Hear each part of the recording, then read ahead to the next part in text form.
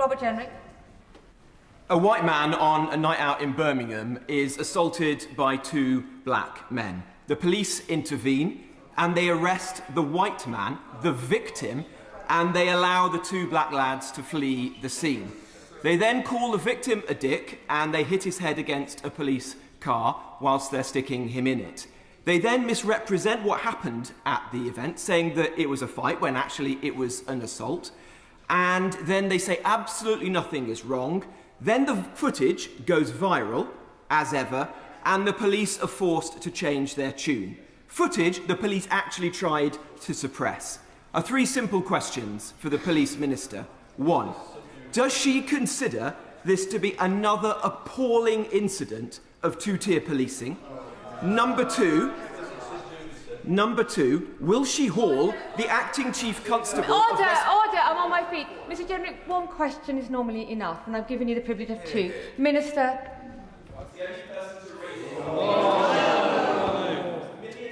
No, Mr Jenrick, you know better. Minister. There is no room in policing for anything other than the police to do their job without fear or favour, and that involves treating everybody equally under the law. Where the police are trained, where they have good leadership, where they are given good support, we believe we can ensure there will be better outcomes for the citizens that we are all here to serve. That is the point of the leadership work that has been done over many months. It's the point of our reform programme. Where things go wrong, of course, we must shine a light on those things. And there has been a huge amount of work over the last few years in terms of policing wearing, for example, body-worn cameras, publishing that evidence so that people can see for themselves, being quicker to speak publicly about what's happened in certain incidents. All those things are important, transparent changes that we are making to our police. But at its core, we need to make sure we are trying to bring people together through the reforms that will give people the policing that we all need. And pay tribute to the noble Lords Herbert and Blunkett for producing such a timely and thoughtful report. The last year has done real damage to public confidence in police leadership. Of course, this report rightly recognises that there are many outstanding officers leading forces across the country. But the headlines people remember tell a different story. From the shameful scenes surrounding the Maccabi Tel Aviv match to the heartbreaking murder of Henry Nowak, alongside too many other incidents, the public have been left asking a simple question: who is in charge? Leadership is not about managing decline or issuing guidance. It's about setting a culture. It's about making it unmistakably clear that the first duty of every police officer is to protect the public and uphold the law, without fear, without favour and without distraction. The report gets to the heart of that when it says police leaders must refuse to take sides and remain focused entirely on preventing crime, catching criminals and bringing offenders to justice. Culture starts at the top. If we want frontline policing to change, leadership must change first. What struck me most about this report was not simply its recommendations, but the evidence behind them. This is not the work of critics looking in from the outside. It reflects what police officers themselves are saying. As the authors acknowledged in their letter to stakeholders, much of the evidence made for uncomfortable reading. Perhaps the most alarming finding is that only 13% of constables and just 17% of sergeants surveyed believe they worked in a well-led and well-managed organisation. Think about that. More than 4 in 5 of the officers who put themselves in harm's way to keep our streets safe do not believe they work in a well-led organisation. If that does not ring alarm bells, I do not know what will. Time does not permit me to go through all 27 recommendations, but there is much here that deserves support. In particular, I welcome the emphasis on merit. Our best officers should be recognised, developed and promoted because they're the best, not because they've ticked the right boxes. But we also have to be honest about the context. The report sits alongside a programme of wider police reform announced by the government. However, reports now suggest that the incoming Prime Minister is already getting cold feet about those reforms. That matters, because many of these recommendations assume larger forces and more centralised models. If they don't happen, ministers need to explain how these recommendations will work in practice rather than simply in principle. There is another contradiction that cannot be ignored. If we want stronger leadership, we need to give police leaders the tools they need to succeed.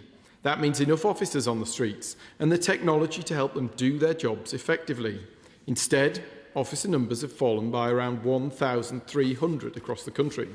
At the same time in London, the Labour Mayor chose to pick a public fight with his own commissioner over the use of technology, with the commissioner making clear that the Mayor's decision would leave the force able to achieve less.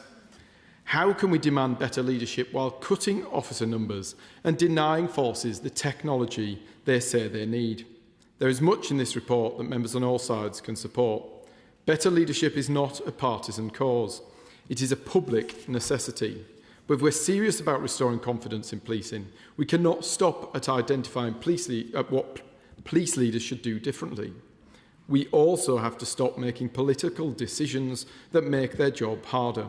The public deserves better, our best officers deserve better, and the future of policing depends on us getting both police leadership and political leadership correct.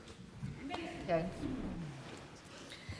Thank you. Can I thank the Honourable Member for welcoming this report, and I agree with some of what he has said. I think he's absolutely right to say that this isn't the work of critics looking in from the outside. The evidence base that has been developed through 9 months of very forensic work talking to police from across all levels within the force has meant that this is a very honest assessment of the realities that we find ourselves in.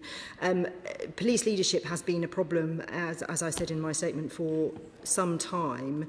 If you look at the HMIC FRS inspections of police forces, if you look across 23 to 25, for example, 2023 to 25, not a single force came out as outstanding when it came to leadership. There are leadership challenges across all our forces in different ways.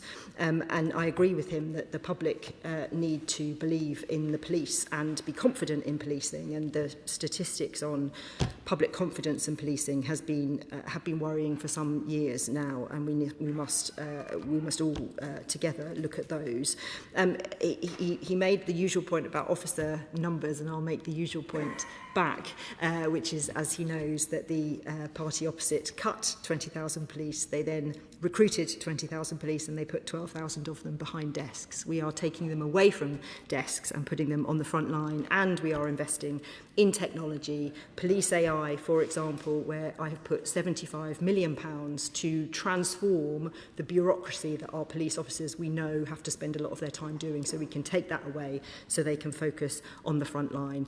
But overall, I welcome his nice comments on the leadership review. I think it's been incredibly important, and that cross-party agreement that we need to improve leadership within policing is very important.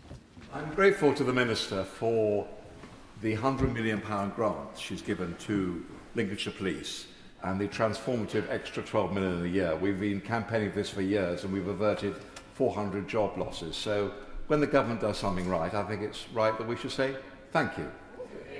However, she may want to say a word about our problem we've got. We're losing our excellent police and crime commissioner, and she could perhaps say a nice word about him, Mark Jones. And we're going to transfer the powers to the mayor, but we have the Lincolnshire Police and the Humberside Police, and the Humberside Police, of course, straddles 2 mayoralties, so she has got a problem. May I just urge her in any local reorganisation not to do away with small police forces like Lincolnshire, to concentrate on old-fashioned policing, not woke, not courses, not staff, old-fashioned policing, and try and avoid throwing too many chairs up in the air with boundary reorganisation. Minister Jones. Can I thank him for his words about the funding for Lincolnshire, and of course join him in praising the Police and Crime Commissioner, and indeed all Police and Crime Commissioners. We never had a problem with the model in terms of the individuals who held them. It was more the elected model that we don't think is right. As he will know, Lord Bernard Hogan-Howe is doing a review for us currently on what the structures should be in a reformed police force that would sit between a national police service and local police areas, and the local police areas will be absolutely key to this, and he will have some very interesting things to say about that, I know.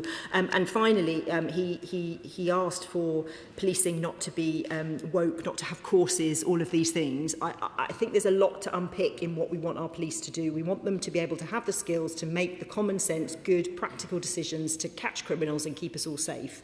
In order to do that, we have to make sure there is good training, and that is what has been lacking. There has been very little leadership training at any level in policing. If you look at the army, after 15 years after leaving Sandhurst, a colonel in charge of 1,500 people would have had on average 72 weeks of leadership development. A chief super in the Met would have had 2 or 3 weeks tops in that time. That cannot be right. We have to teach people to be the leaders that we need them to be.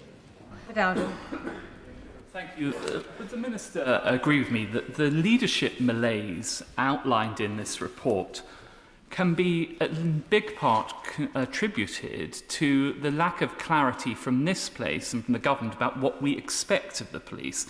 And whilst this report is welcome, in paragraph 90, the definition of police leadership runs to almost 2 pages. Would she agree with me that in essence is about 2 things?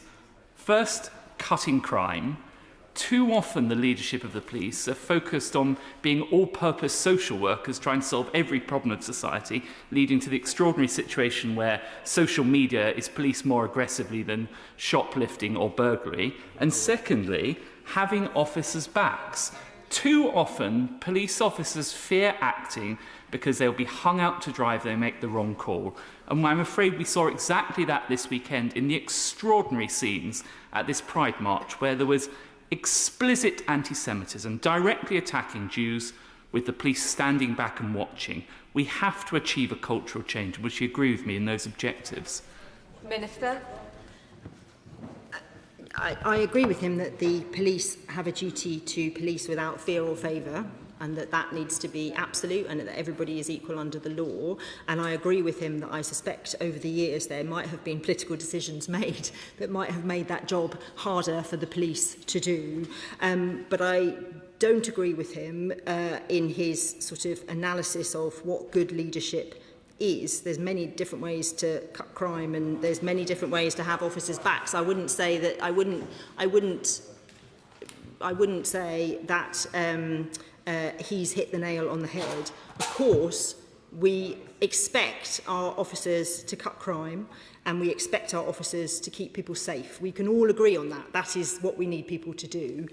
The question is, how do we do that, and how has leadership been so poor over the years that we are not achieving that outcome? Now, it may be that decisions made in this place are partially to blame, it might not, but it cannot be right that, for example, only about 500 officers and staff will start a centrally delivered national leadership programme this year out of 140,000 officers and many thousands more staff. That cannot be right. That cannot be designing good leadership when we're not training people on how to do it.